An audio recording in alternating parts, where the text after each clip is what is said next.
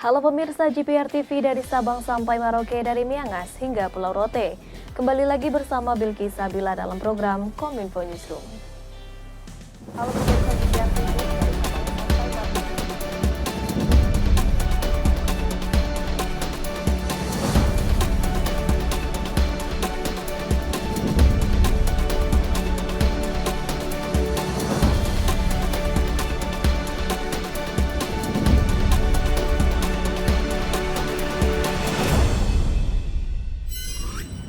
Kita ke informasi pertama pemirsa. Pada pertemuan dengan CEO perusahaan Amerika Serikat, Presiden Republik Indonesia Joko Widodo berharap kerjasama konkret yang menguntungkan dengan ASEAN, khususnya Indonesia.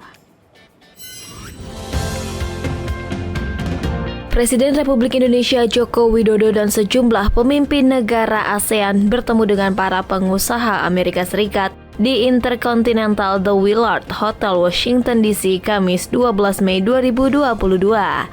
Dalam sambutannya, Presiden menyampaikan bahwa Indonesia sebagai Presiden G20 ingin memastikan agar G20 dapat bekerja sebagai katalisator pemulihan ekonomi global, terutama bagi kemajuan negara-negara berkembang.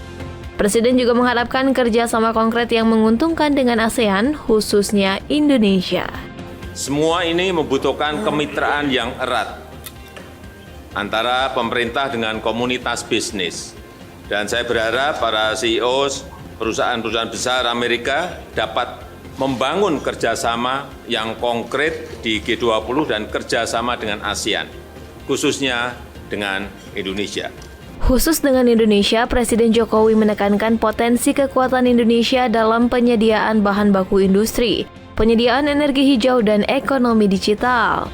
Sebagai salah satu negara penghasil biji nikel terbesar di dunia, Indonesia berkembang pesat dalam industri besi dan baja. Dan saat ini Indonesia menjadi negara penghasil besi baja stainless terbesar nomor 2 di dunia. Menurut Presiden, Indonesia juga kaya akan tambang seperti tembaga dan bauksit untuk aluminium yang akan menjadi tulang punggung industri energi baru dan terbarukan termasuk baterai litium dan mobil listrik. Selain itu, Indonesia juga sangat kaya dengan potensi energi hijau. Pembangkit listrik tenaga hidro, surya, dan geotermal sangat berlimpah. Produksi barang penting akan dihasilkan dari pembangkit listrik yang ramah lingkungan, dan kami mengundang para pelaku bisnis Amerika untuk investasi di Indonesia.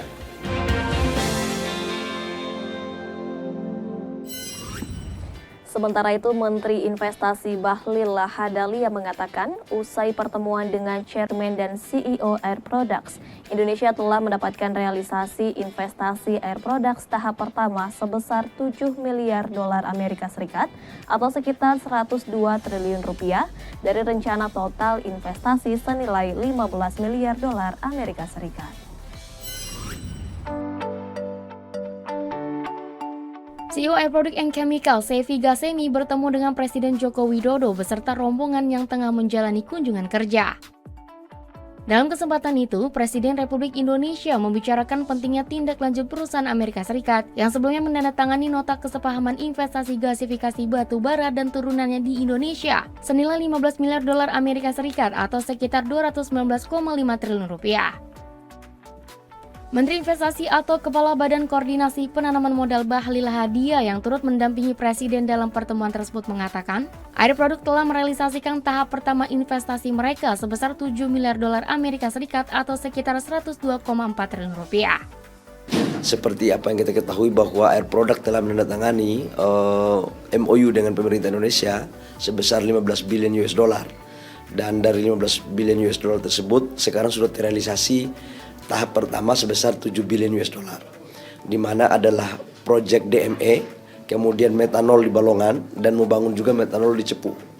Sisanya kita akan bikin hidrogen yang akan dibangun di Indonesia dengan memanfaatkan beberapa bendungan-bendungan yang dimiliki oleh negara yang selama ini menjadi aset negara dan dikelola oleh Kementerian PU. Tidak hanya di sana, bahwa Presiden juga berdiskusi dengan Mr. Seifi bahwa akan membangun satu industri dari hulu ke hilir khususnya petrokimia. Karena kami berpendapat dalam diskusi tersebut bahwa hilirisasi harus dibangun dalam rangka bagaimana memenuhi kebutuhan dalam negeri, terutama menyangkut dengan DME ya, karena kita ini masih impor. Kita masih impor kurang lebih sekitar 6-7 juta ton per tahun. Nah ini berlahan-lahan kita harus segera menyelesaikan agar kewajiban kita untuk memenuhi kebutuhan dalam negeri bisa kita wujudkan lewat hilirisasi batubara lokal ini. Sebelumnya, 4 proyek hasil kesepakatan menggandeng BUMN dan perusahaan nasional. Salah satu realisasi investasi tersebut diawali dengan prosesi peletakan batu pertama proyek hilirisasi batu bara menjadi olahan batu bara berkalori rendah di Muara Enim, Sumatera Selatan pada 24 Januari 2022 lalu.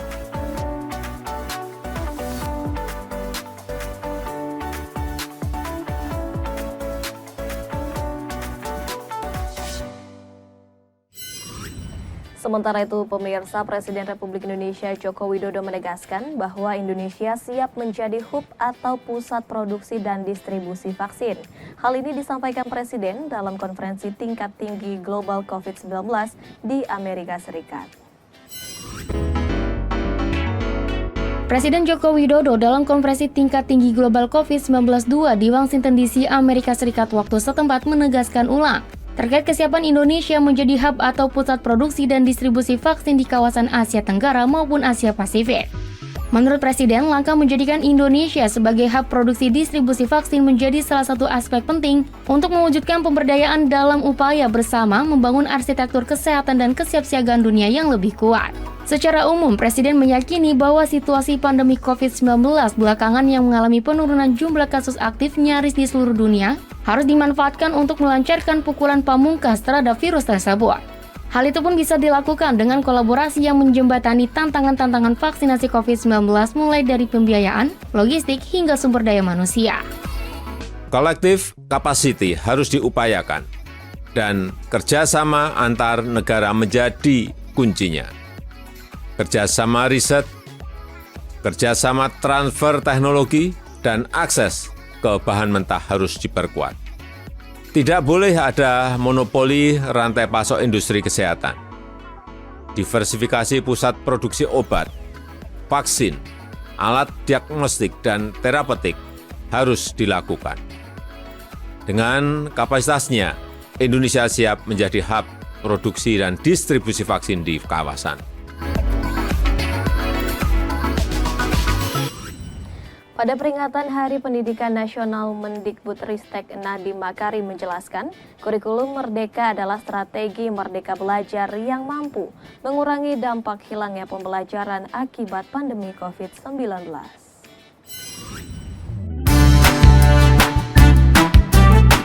Menteri Pendidikan, Kebudayaan, Riset, dan Teknologi Nadiem Anwar Makarim pada upacara peringatan Hari Pendidikan Nasional mengatakan, kurikulum Merdeka yang merupakan bagian dari kebijakan Merdeka Belajar mampu mengurangi dampak hilangnya pembelajaran akibat pandemi COVID-19. Saat ini kurikulum Merdeka telah diterapkan pada 140.000 satuan pendidikan di seluruh tanah air. Dengan demikian, ratusan ribu peserta didik telah belajar dengan cara yang menyenangkan dan memerdekakan. Semua perubahan positif yang tergabung dalam kebijakan Merdeka Belajar tidak hanya dirasakan siswa, guru, orang tua, dan insan pendidikan lain, tetapi juga gaungnya hingga tingkat internasional melalui presidensi G20 Indonesia. Hal tersebut membuktikan bahwa Indonesia tidak lagi hanya menjadi pengikut, akan tetapi menjadi pemimpin dari gerakan pemulihan dunia. Kita terus melautkan kapal besar bersama Merdeka Belajar, yang di tahun ketiga ini telah mengarungi pulau-pulau di seluruh Indonesia. Kurikulum Merdeka yang berawal dari upaya untuk membantu para guru dan murid di masa pandemi terbukti mampu mengurangi dampak hilangnya pembelajaran.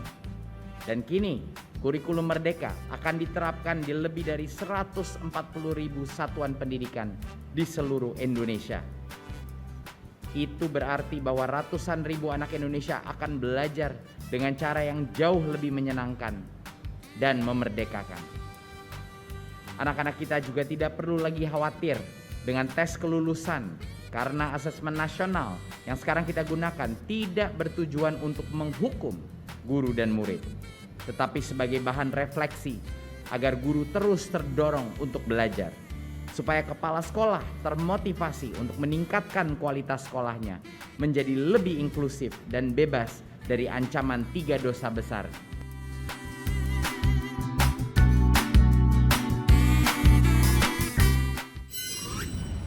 Pemirsa, informasi menarik lainnya masih akan hadir dalam Kominfo Newsroom usai jeda sesaat lagi.